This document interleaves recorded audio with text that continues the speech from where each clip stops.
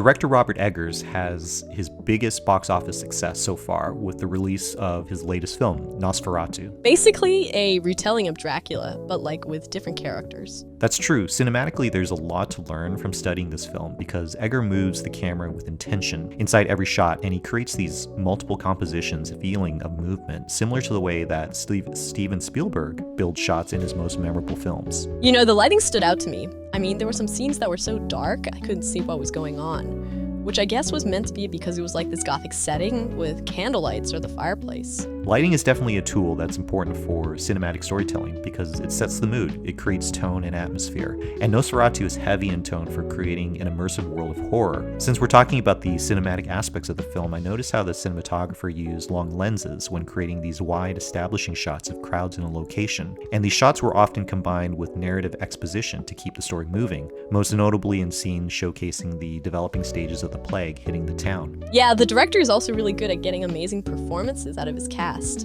Lily Rose Depp had so many crazy scenes where I thought she was possessed. I never knew she had that kind of acting ability in her.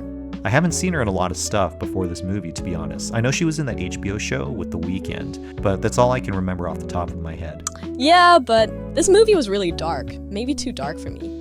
Like, I didn't really know if I was enjoying it while I was watching it. I don't think you're alone in thinking that. The movie deals with spiritual evil, which is inherent in the Dracula story. You know, Count Orlok is this supernatural embodiment of evil that is uncompromising and seems unstoppable. Even the plans of Willem Dafoe's character and Nicholas Hoult as Lily Depp Rose's husband seems futile before Orlok's unrelenting power. So I think because evil is personified and visualized in such a dramatic way in Nosferatu, it seems and it's meant to be unsettling. But there's no hope in the heart of this film, right?